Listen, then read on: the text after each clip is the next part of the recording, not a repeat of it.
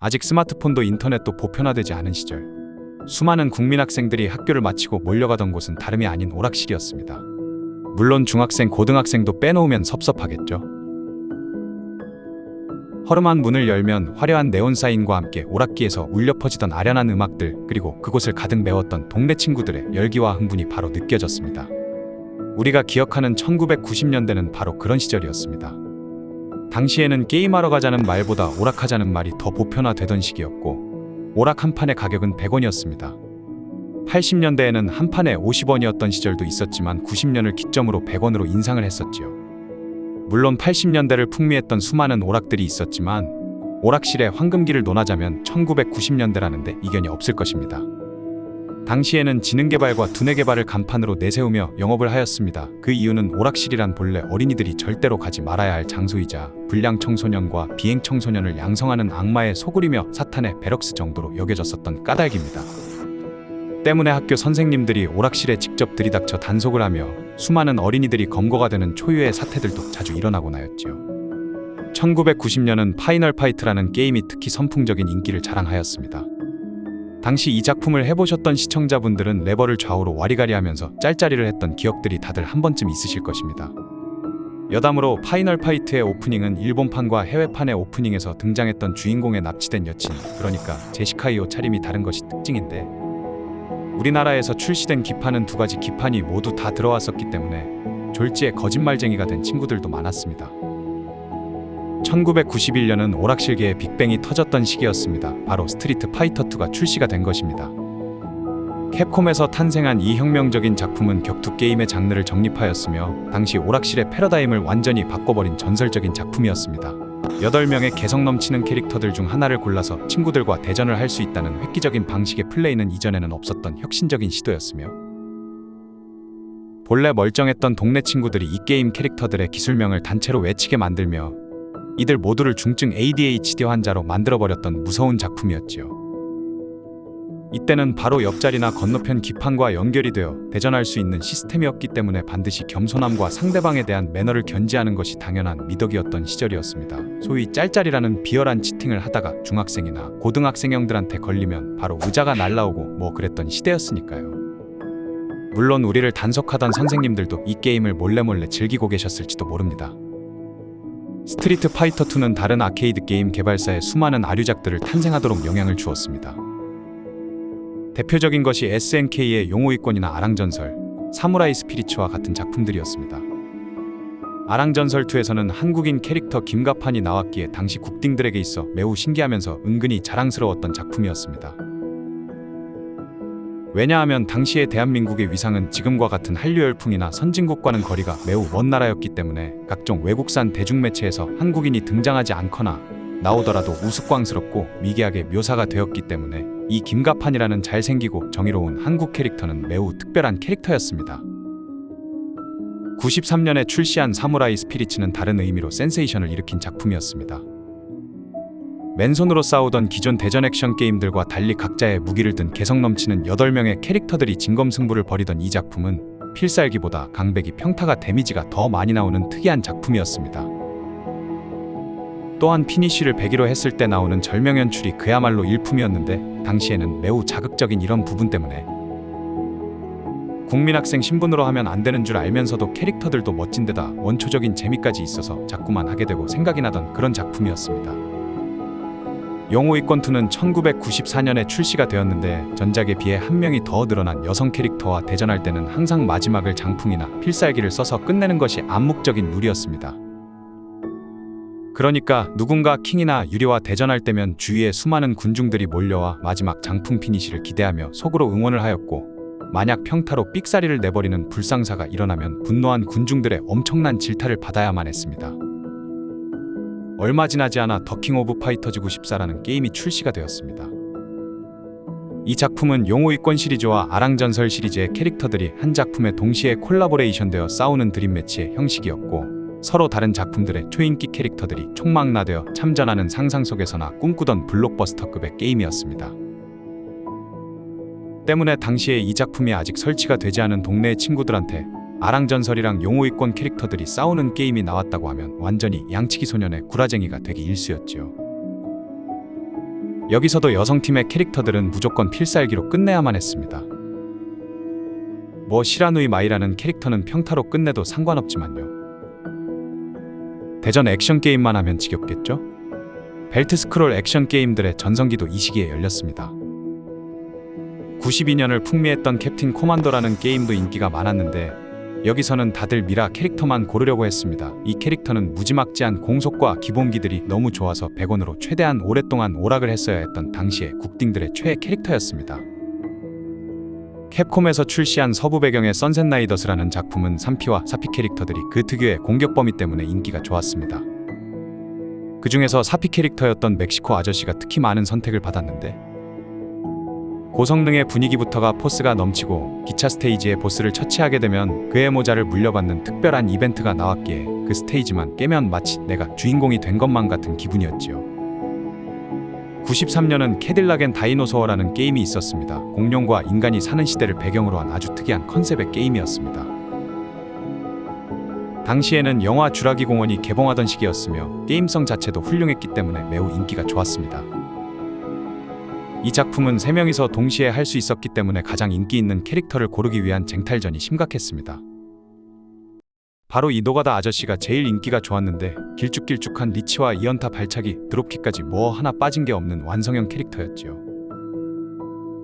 96년에 출시된 던전 앤 드래곤 섀도우 오버 미스타라는 절대로 빼놓을 수 없는 명작 중의 명작이었습니다. 이 작품은 일일이 설명을 할래야 설명을 하기가 힘들 정도로 너무나도 숨겨진 요소도 많고 던전 앤 드래곤 세계관의 고증까지 완벽하게 지킨 장인 정신의 오락성까지 완전히 잡은 작품으로 지금까지도 이 작품은 수많은 스트리머들에게 새로운 공략법이 연구가 되고 있는 작품이기도 하지요. 94년과 98년은 월드컵 시즌이었죠. 스포츠 게임도 굉장히 인기가 많았습니다. 90년대 초반을 풍미했던 작품은 단연코 세이브 축구라고 말을 할 수가 있습니다. 이 작품에서 제일 유명한 짤짤이가 슛버튼으로 코너 플래그 부근까지 볼을 차서 스루 패스를 한 후 그대로 크로스를 해서 상대편 키퍼가 받기 직전에 헤딩슛을 하는 패턴 플레이가 가장 유명했는데 코너 플래그에 수비수를 배치해둔 이탈리아와 독일 그리고 일본은 이런 짤짤이가 쉽게 통하지 않았습니다. 때문에 이 추축국 세 나라가 당시 국딩들의 주적들이었습니다. 그 외에 3D 작품이었던 버추얼 스트라이커 시리즈도 인기가 굉장히 많았지만 2010년대 문방구 앞 초딩들에게까지도 두루 사랑을 받았던 98년에 출시된 초장수 축구 게임이 있었습니다. 그것이 바로 테크모 월드컵 98이라는 작품이었지요. 당시 애들이 너도나도 브라질만 골라서 신가만 외치며 주구장창 바나나킥만 날렸었는데 브라질을 못 고르면 신가를 보유한 콜롬비아를 대신 골라서 대전하였지요. 사실 브라질은 대인전에서는 2성급 팀이고 진짜 사기팀은 역시나 추축국이었던 일본과 독일이었습니다. 98년 프랑스 월드컵에 맞춰 출시된 이 작품은 2010년대까지 문방구 앞을 죽치고 있던 초딩들의 엄청난 사랑을 받았던 작품이었습니다. 지금은 오락실이라는 이름보다는 게임센터라는 이름이 보편화되어 있고 다트와 리듬게임 인형 뽑기와 사격장 노래방이 합쳐진 데이트 코스로 바뀌어버렸지만 간혹 이런 추억과 감성을 그대로 재현한 무인 오락실도 간간히 생겨나고 있다는 소식도 들려오곤 합니다. 엄마한테 심부름값으로 받은 500원짜리를 들고 허름한 반지하 건물 오락실의 문을 열고 두근거리는 마음으로 들어가면 자욱한 담배 연기와 함께 나를 반겨주던 새로운 오락기들이 있었습니다. 가끔은 그때의 추억에 다시 한번 잠겨보는 것은 어떨까요? 시청자 여러분들의 최애 오락실 게임은 무엇이었나요?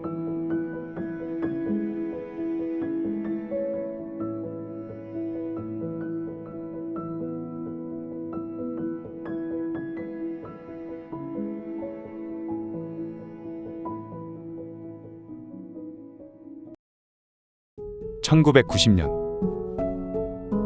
아직 컬러 모니터가 흔치 않던 시절의 이야기입니다.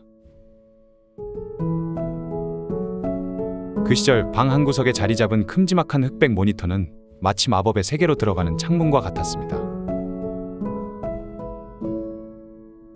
그 당시를 살았던 국민학생 세대들은 단순한 2D 그래픽에 기본적인 사운드가 전부였던 게임들을 큼지막한 플로피 디스켓에 담아 서로 복사하며 즐기곤 했습니다.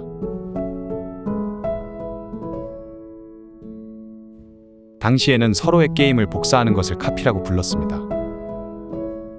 5.25인치라는 이 커다란 플로피 디스크는 1980년대와 1990년대 초반을 대표하는 컴퓨터 저장 매체였습니다.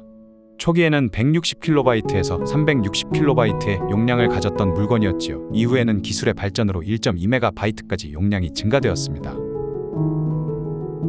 당시에는 하고 싶은 게임을 친구 집에서 돌려가면서 카피를 하거나 전문적으로 카피를 떠주는 컴퓨터 가게에서 돈을 지불하고 불법으로 카피를 했습니다. 그 외에도 당시를 살았던 수많은 아이들은 부모님께 컴퓨터 학원에서 수업을 듣는다고 핑계를 대고 사실은 그곳에서 친구들과 함께 게임을 복사하곤 했습니다. 컴퓨터 학원은 합법적인 오락실처럼 작용하여 아이들은 그곳에서 최신 게임을 공유하고 즐길 수 있었습니다. 90년대는 일일이 열거하기도 힘들 정도로 너무나도 많은 명작 게임들이 넘쳐나던 시기였습니다. 페르시아 왕자는 1989년도에 출시된 액션 어드벤처 게임입니다. 페르시아의 왕자가 되어 공주를 구하는 작품인데 당시로서는 혁신적인 애니메이션과 정교한 퍼즐 요소가 특징이었으며 굉장히 흔치 않았던 자극적인 연출로 유명한 초인기 작품이었습니다. 특히 캐릭터의 움직임은 실제 사람의 동작을 참고하여 매우 부드럽고 사실적으로 구현이 되었으니 여러모로 시대를 앞서갔으며 상업적으로도 크게 성공한 작품이었습니다.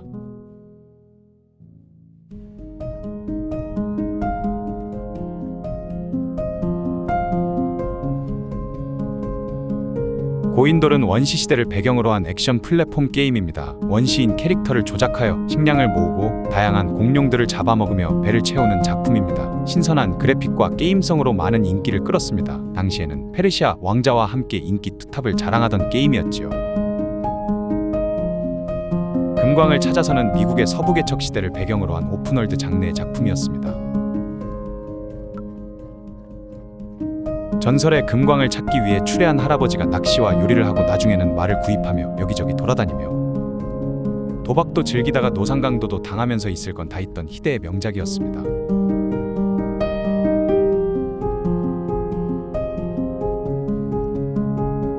남북전쟁은 당시의 대표적인 막장제조 전략 시뮬레이션 게임이었습니다. 미국의 남북전쟁을 배경으로 한 이 작품은 기본적으로는 전략 화면으로 전투가 발생하면 보병과 포병, 기병을 가지고 대전을 하는 전술 시뮬레이션 게임으로 특수 임무가 발생하면 액션 게임으로 바뀌는 매우 특이한 작품이었죠. 게다가 당시 이 게임은 한 개의 컴퓨터로 2인 대전도 벌일 수 있던 혁신적인 작품이었습니다. 때문에 서로 이 게임을 가진 친구에게 카피를 하기 위해 하굣길에 떡볶이 로비를 했어야만 했던 어린이들도 많았지요. 물론 좋게 말해 카피였지 대놓고 정품을 불법 복제를 하는 것도 쉬운 일이 아니었습니다. 암호표라고 불리던 불법 복제 방지 시스템이 존재하였던 데다가 디스켓이라고 불렸던 저장 매체는 조금만 충격을 받아도 에러가 나기 일쑤였고 10장이 넘는 디스켓을 들고 게임을 카피해오다 한 장이 뻥나기라도 하면 눈물이 나는 상황에 직면하게 되었지요.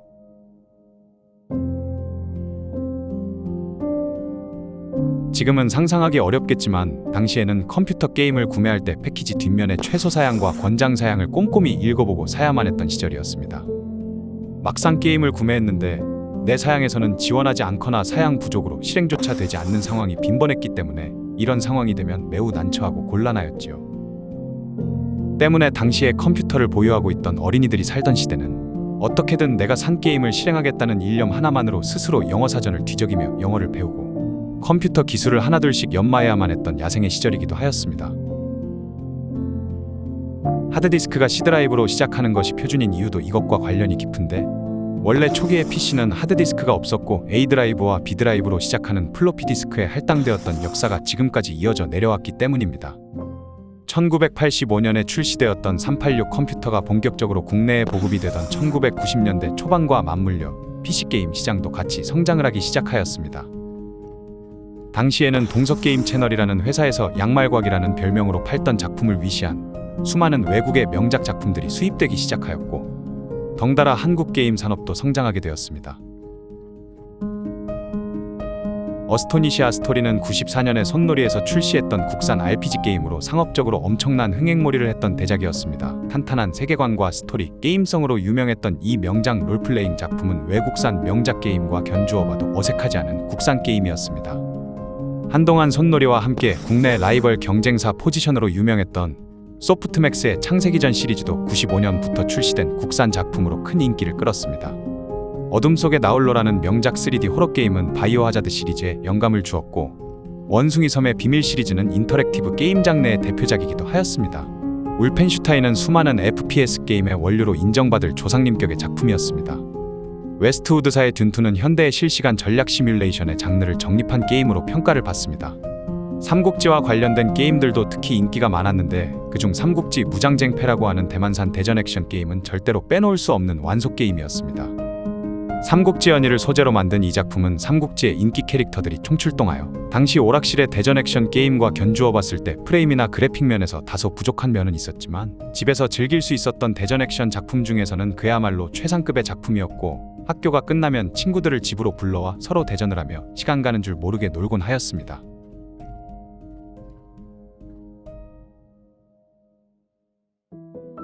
당시 학교 친구들에게 가장 인기가 많았던 작품은 일본의 코에이사의 작품들이었습니다.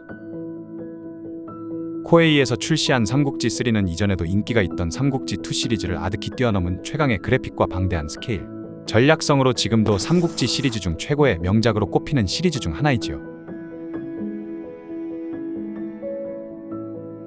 이 작품은 당시에 오락실에서도 시간제로 동전탑을 쌓아가며 담배를 뻑뻑 피워가며 플레이를 하였던 양복 매니아층도 형성하였던 작품으로 유명합니다.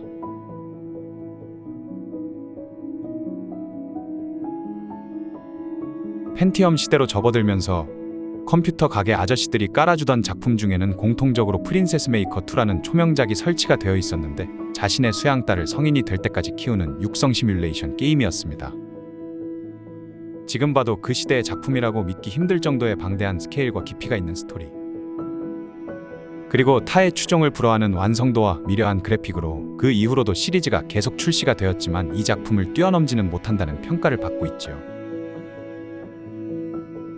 이 당시에 특정 파일을 지우면 엄청난 일이 벌어진다는 소문을 듣고 그것이 설마 진짜겠냐고 지웠다가 정말로 엄청난 일이 벌어졌던 경우도 있었습니다.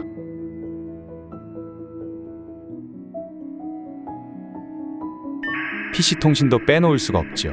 당시에는 인터넷을 모뎀이라는 것을 이용해야 했습니다. 모뎀이란 집에 설치된 유선전화와 연결되어 있는 PC의 장치로 이것으로 인터넷을 연결한다는 것은 곧 전화를 사용한다는 의미였습니다. 도중에 집으로 전화가 울린다면 당연히 인터넷은 꺼지게 되었습니다.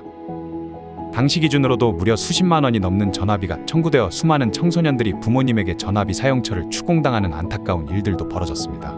그럼에도 불구하고 당시의 최신 게임의 정보와 패치, 에디터를 구하려면 게임 잡지와 PC통신 정도가 전부였기 때문에 PC통신은 절대로 포기할 수가 없었지요. 또한 수많은 유저들이 직접 만든 명작 자작직구로 게임들도 많이 올라왔기 때문에 게임 제작자를 꿈꾸는 어린이와 청소년들이 자신들의 게임을 PC통신에 업로드하며 개발자의 꿈을 키웠습니다. 95년에 출시한 삼국지 연걸전도 굉장히 인기가 많았는데 코에이사의 두말할 필요 없는 초명작 시뮬레이션 RPG였습니다. 유비를 주인공으로 내세워 삼국지 연의와 오리지널 스토리를 그대로 즐긴다는 것은 당시로서는 평범하면서도 굉장히 신선한 발상이었지요. 마지막에 충격적인 반전은 지금도 회자될 정도로 유명한 장면이었습니다.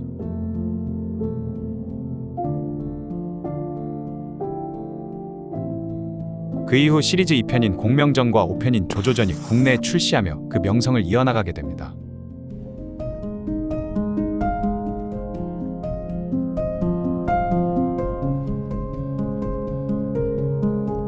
95년에 대한민국에 정식 발매된 대항해 시대2는 그동안 학교에서 아무도 보지 않던 사회과부도라는 책을 교내 최고의 인기 베스트셀러로 만들 정도로 대단한 인기를 자랑한 작품이었습니다.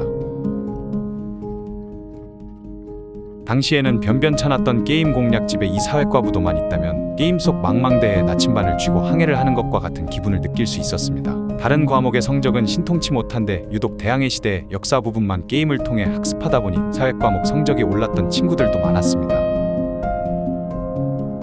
시간이 흘러 컴퓨터는 더욱 발전하였고 과거의 디스켓 게임들은 현대의 게임들과 서로 다른 시대의 산물이 되었습니다. 하지만 과거 디스켓 시절의 유산들은 여전히 우리 곁에 역사로서 남아있지요.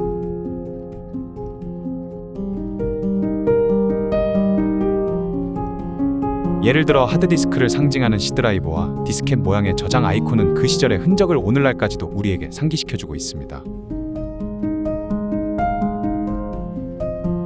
서로의 디스켓을 카피해가며 즐겼던 그 시절의 감성은 이제 되돌릴 수 없는 추억이 되었고 역사의 한 부분으로 남으며 가끔은 아련한 그리움으로 다가오고 있습니다. 만약 다시 그때로 돌아간다면 우리는 그 시절의 감동을 다시 한번 느낄 수 있을까요?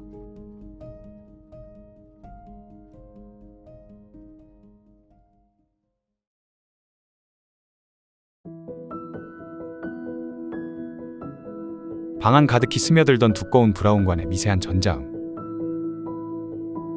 한 명은 패드를 쥐고 나머지 친구들은 숨죽인 채 옆에서 지켜봅니다. 화면 속에는 꼬부랑 영어와 도무지 알아먹기도 힘들 일본어가 흘렀지만 우리는 말보다 빠른 손가락과 눈치로 세상을 구할 수가 있었죠. 종이책 사이에 끼워둔 공략집에는 친구들의 낙서로 가득했고 누가 먼저 컨티뉴를 할지 작은 전쟁도 벌어졌습니다. 1980년대와 90년대 우리들은 단칸방 텔레비전에 연결된 게임기 하나로 세상의 그 누구보다 진지하게 버튼을 눌러댔죠. 한국 콘솔 게임기의 시작을 이야기할 때 1980년대 중반에 등장한 대우전자의 제믹스를 빼놓을 수 없습니다. 컴퓨터였던 MSX에서 키보드와 같은 주요 기능을 빼고 게임 전용으로 만든 기기였죠. 제믹스가 나오던 시기에 이미 일본에서는 닌텐도의 패미컴이 전성기였으나 당시 우리나라에서는 이런 최신 게임기들은 가지고 싶어도 가질 수가 없었습니다.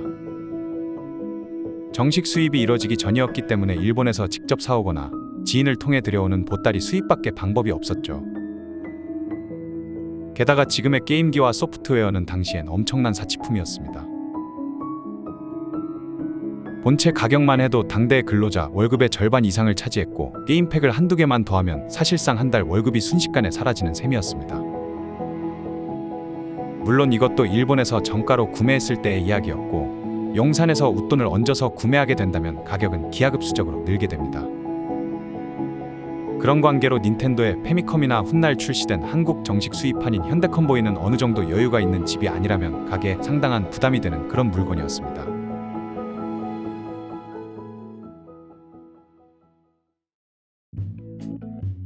당시의 어린이들은 스마트폰도 없었고 친구 집에 집 전화를 거는 것도 큰 용기가 필요했습니다.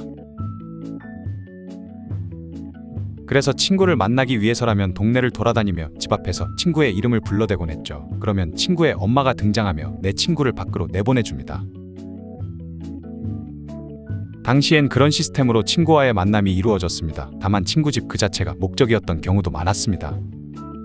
정확히 말하자면 친구 집에 있는 게임기가 목적이었죠. 친구 집이 새로운 게임기를 샀거나 게임팩이 있다는 소문을 들으면 반에 있던 모든 친구들이 그 친구 집에서 정모를 하였습니다. 패미컴. 이 게임기는 워낙에 히트를 쳤기에 패미클론이라고 하던 수많은 복제품 짝퉁들이 범람을 했습니다. 물론 기기의 자체의 성능은 정품보다 떨어졌지만 그래도 저렴한 가격으로 가정에 널리 보급되었지요. 1989년에 접어들면서 현대 컴보이라는 이름으로 북미판 NES의 정식 수입판으로 우리나라에 들어오게 되는데 현대 컴보이는 패미컴과 게임팩 호환이 되지 않으므로 전용 젠더를 사용하여 플레이를 하였습니다. 그리고 당시에 게임샵에서 팔고 있던 카트리지는 여러 개의 게임이 합본으로 들어간 불법 복제팩들이 주를 이뤘었지요.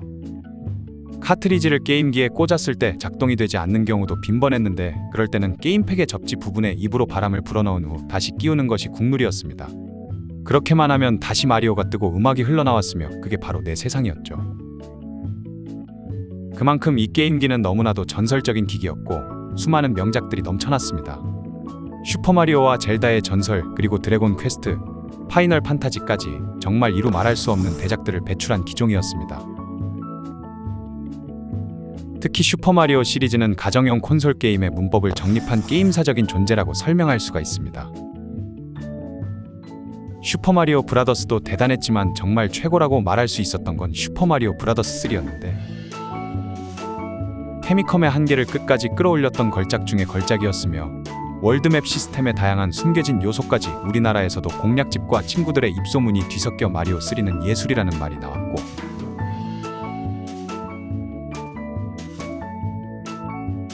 이 방대한 스케일의 게임의 세이브의 기능은 없었기 때문에 TV 전원 버튼에 끄지 마시오라는 메모를 붙여두고 밤새 플레이하던 풍경도 익숙했지요.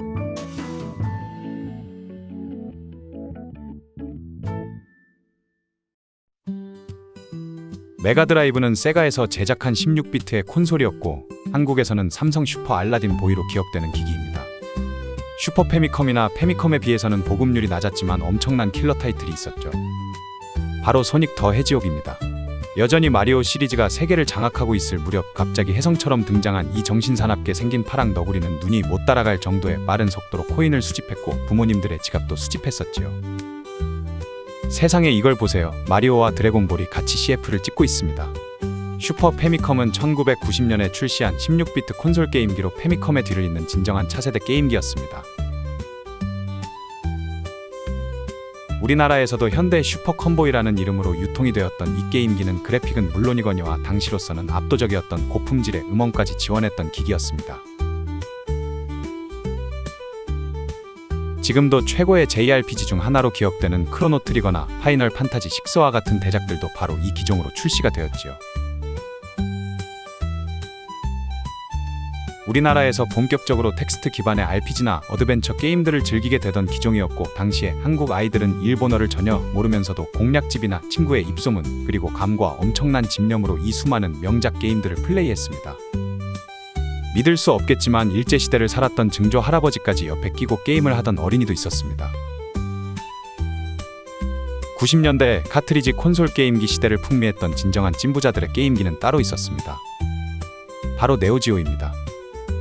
1990년 출시, 당시의 본체 가격만 58,000엔, 게임 카트리지 한 개의 가격만 26,000엔에서 30,000엔 이상. 이 말도 안 되는 가격이 책정된 괴물같은 게임기는 사실 오락실용 게임 기판을 그대로 사용한 콘솔이었기 때문입니다. 그 말은 즉 집에서 킹 오브 파이터즈를 즐길 수 있었다는 것입니다. 이건 거의 집에 오락실을 소유한 수준이었으며, 실제로 이 게임기는 엄청난 부잣집이 아니고서야 감히 엄두도 못 낼 만한 기기였습니다. 당시 주변에 이 전설적인 게임기를 가지고 있던 친구는 주변에서 거의 인간문화재 취급을 받으며 극진한 대우를 받았다는 풍문이 전해지지요.